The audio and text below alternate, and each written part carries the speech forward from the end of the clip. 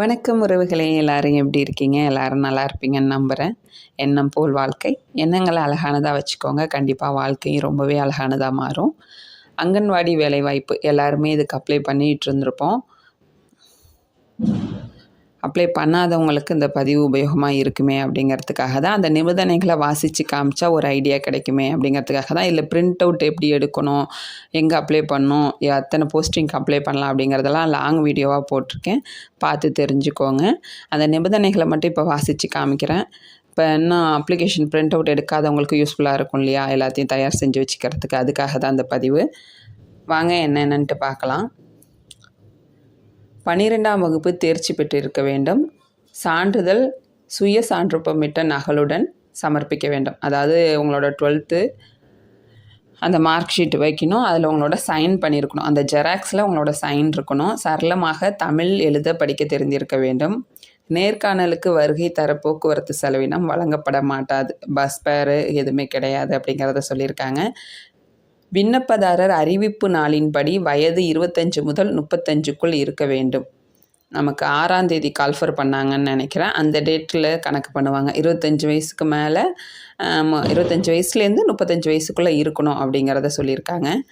விதவை, ஆதரவற்ற பெண்கள், எஸ்சி எஸ்டி பிரிவினருக்கு 5 வயது தளர்வு. 35 + 40 வயதுனாலும் கணக்கில் வச்சுக்குவாங்க. மாற்றுத்திறனாளிக்கு 3 வயது தளர்வு. 35 + 3 38 வயசு வரையும் தளர்வு உண்டு அப்படின்னு சொல்லியிருக்காங்க. அதாவது 35 வயசுக்குள்ளே இருக்கணும் அப்படின்னு மற்ற பிரிவினருக்கு சொல்லியிருக்காங்க. விதவை, ஆதரவற்ற பெண்கள், எஸ்சி எஸ்டி இவங்களுக்கெல்லாம் 5 வயசு தளர்வும், மாற்றுத்திறனாளிகளுக்கு 3 வயசு தளர்வும் கொடுத்துருக்காங்க. ஆதரவற்ற பெண், கணவரால் கைவிடப்பட்டவர், மாற்றுத்திறனாளி, குழந்தைகளுடைய பெண், மாற்றுத்திறனாளி கணவனுடைய குடும்ப தலைவி, விண்ணப்பதாரரின் குழந்தைகளோ அல்லது கணவனோ விபத்து நாள்பட்ட நோயினால் பாதிப்படைந்து படுக்கையில் உள்ளவர், குழந்தைகளுடைய 35 வயதிற்குட்பட்ட விதவை, குறைந்தது 2 பெண் குழந்தைகள் உள்ள பெண் போன்ற சிறப்பினங்களுக்கு உரிய வகையில் சான்றிதழ் சுய சான்றொப்பமிட்ட நகலுடன் சமர்ப்பிக்க வேண்டும். அதுக்குண்டான அடையாளங்கள்லாம் வச்சுருப்போம் இல்லையா, அதில் நம்மளோட சைன் போட்டு அதையும் இணைக்கணும் அப்படின்னு சொல்லியிருக்காங்க. இந்த கேட்டகரியிலலாம் இருந்தாங்க அப்படின்னா.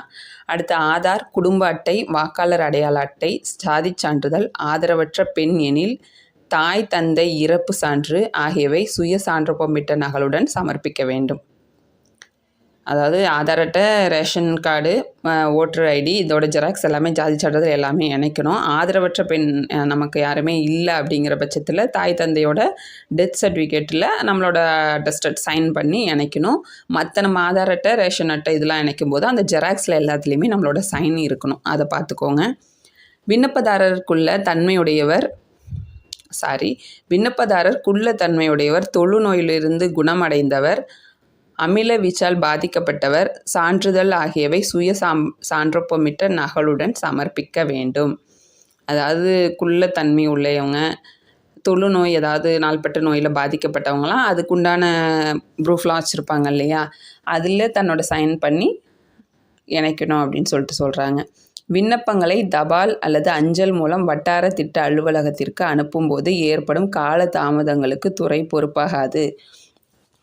என்ன கேட்டிங்கன்னா, இது நீங்கள் போஸ்டல் பண்ணாமல் நேராகவே அந்தந்த குழந்தை வளர்ச்சி திட்ட அலுவலகம் இருக்கும், அந்தந்த ஏரியாவிலையும் அந்தந்த பிளாக்குக்கும் அங்கே போய் நம்ம நேராக கொடுக்கறது தான் ரொம்பவே நல்லது. போஸ்ட் யாரும் பண்ணாதீங்க, நீங்களே நேரில் கொண்டு போய் கொடுங்க. பத்திரிகை செய்தி அறிவிப்பில் குறிப்பிட்டுள்ள தேதிக்கு பின்னர் வட்டார திட்ட அலுவலகத்தில் பெறப்படும் விண்ணப்பங்கள் கட்டாயமாக ஏற்றுக்கொள்ளப்படாது. அதாவது 23ஆம் தேதி லாஸ்ட் டேட்டுன்னு நினைக்கிறேன். அதுக்கப்புறம் கொடுக்குற விண்ணப்பங்கள் நாங்கள் ஏற்றுக்க மாட்டோம் அப்படிங்கிறத சொல்லியிருக்காங்க. விண்ணப்பங்கள் எல்லாருமே டவுன்லோட் பண்ணி பிரிண்ட் அவுட் எடுத்திருப்போம். அப்படி பண்ணாதவங்க பிரிண்ட் அவுட் எடுத்துகிட்டு சீக்கிரமே அப்ளை பண்ணிவிடுங்க. வீடியோ பிடிச்சிருந்தால் லைக் பண்ணுங்கள், உங்கள் ஃப்ரெண்ட்ஸ் அண்ட் ஃபேமிலிக்கு ஷேர் பண்ணுங்கள். வீடியோ பற்றின நிறை குறைகளை கண்டிப்பாக கமெண்ட் பாக்ஸில் தெரியப்படுத்துங்க. எதனா சந்தேகங்கள் இருந்ததுனாலும் கமெண்ட்டில் சொல்லுங்கள், கண்டிப்பாக நான் ரிப்ளை பண்ணுறேன். நன்றி, வணக்கம், வாழ்க வளமுடன்.